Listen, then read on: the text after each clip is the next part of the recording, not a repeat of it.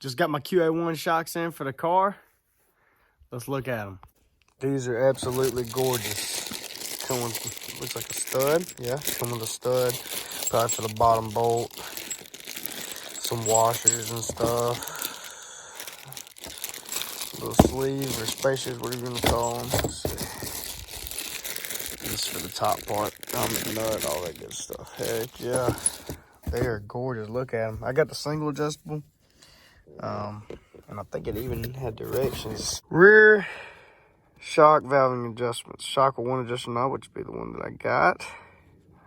Drag racing is 4 to 10 clicks. Nice ride and handling, 0 to 6.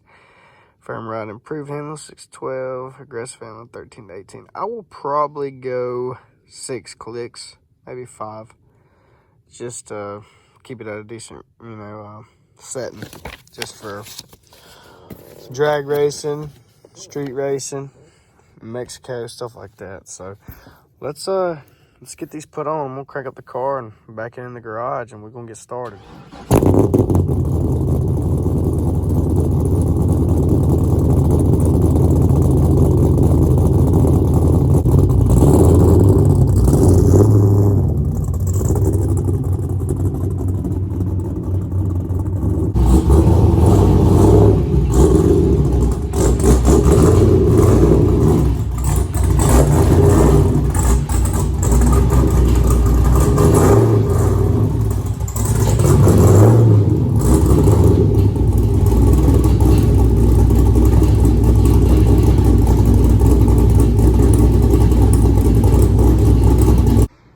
So next is to get this thing on jack stands. I'm gonna jack up under the differential.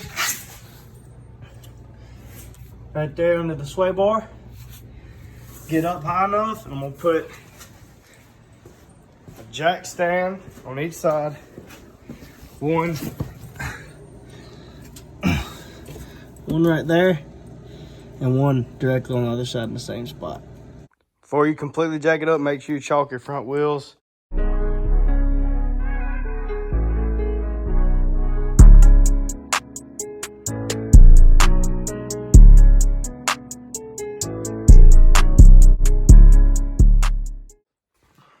All right, so now I got it jacked up in the air.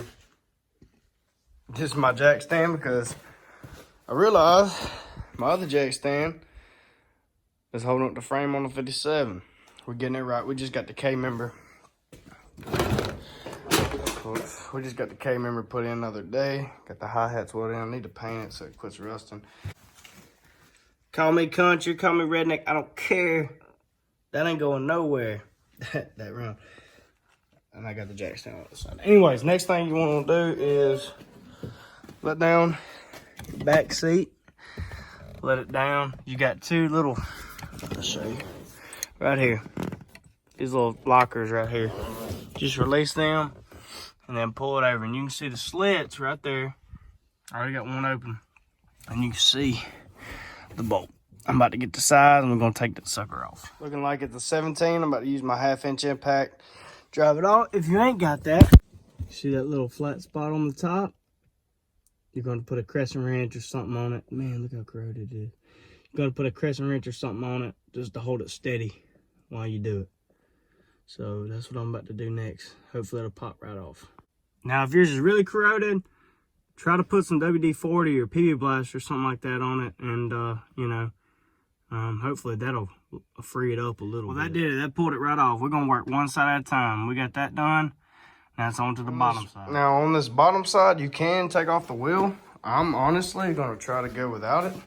I really want to afterwards see what these will do, how much of a difference this really will make. And that's what I'll probably have to do is I'll probably just put on my old wheels and tires and check them out. But you can take your wheels off or you can leave them on. All right, guys, that was pretty easy. A lot of people overcomplicate it. Ain't that hard. Anyways, doing away with this. Now, imagine if you was going to keep your old ones, you'd either reuse it if they didn't come with it. If your new ones didn't come with it, definitely you would have to reuse it. I imagine you can just beat it out. Let's see. Yeah, you can just beat it out. Screw it out of there. Yeah. So, but these QA1s come with new ones. Now you gotta remember how these bushings go.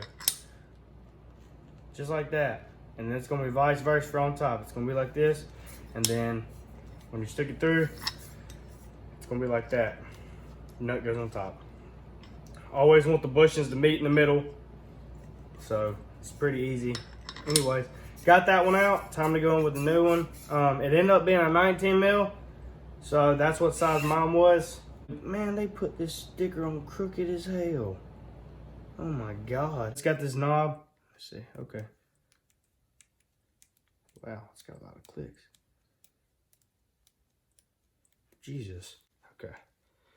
So, the directions really don't give clear instructions. These sleeves, are, according to the instructions, are just for certain applications. Anyways, but I did figure out how to run the shop. Now, there was nothing in the directions taught me. I just had to figure it out. That's the only way I've seen it ran, honestly. Just like that, and I'll slow it down for y'all whenever I get it in there.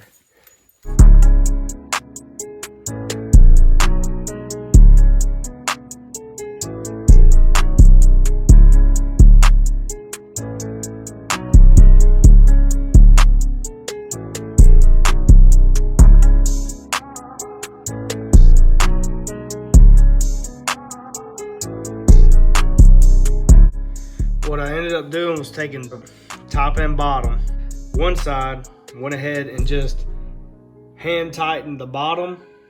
And then I obviously, in the video, in the time lapse, you can see I had to jack up because the QA1 shock is actually just a slight bit shorter, probably half an inch at the most, maybe a quarter. Anyways, shorter than the factory shock. So went ahead and tightened that up. And then I got the bottom one tightened up as far as hand tight goes. Now I'm about to tighten them up with my my impact and everything. Probably going to put a backup on. Definitely going to have to put a backup on the bottom. But as far as top, I'm just going to run it down. You may have to use hand tools if you got that. Use them, but it just makes it a lot easier using impacts and stuff like that. All right, so I got the inside done. It's pretty easy. Comes with a backup. Anyways, see it right there. There's a backup on top, and it was a 14 millimeter. Make sure, just make it, yeah, 14 millimeter.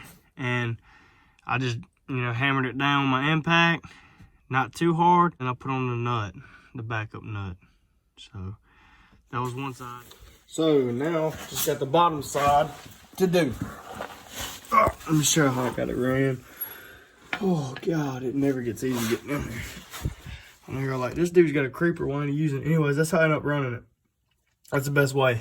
When this nut that was in the stud wasn't there, it was way too close. Like this part of it right here was hitting and it wouldn't get flush. So I said, this has got to be the way it goes. But you can see, I mean, it makes sense. Now I look at it, it makes more sense. So time to tighten it up. This should be a 21, but it's not a 21, so it shouldn't be a 21. Let's see if this other one is. All right, so the smaller one's a 19.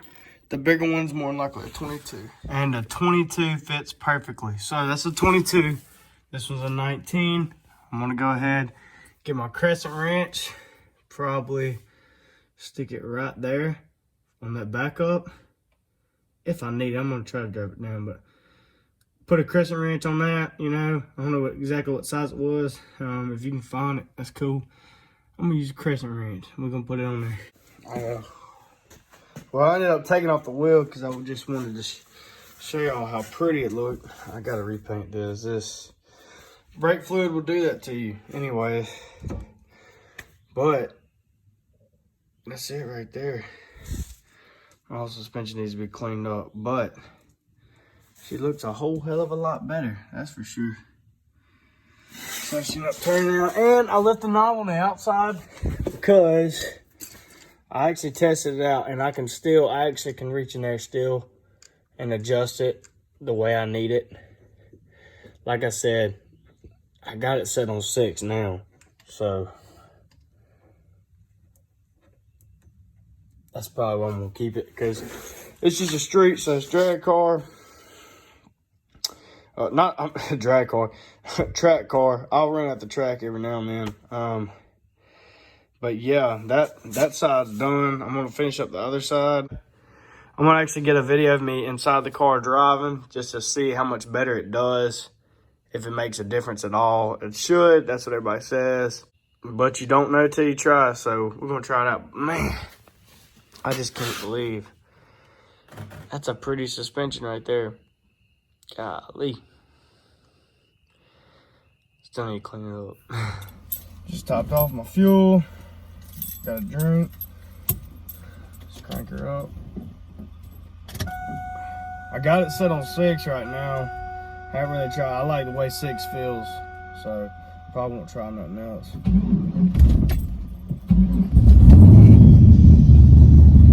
You just go ahead and tell y'all. That don't get old.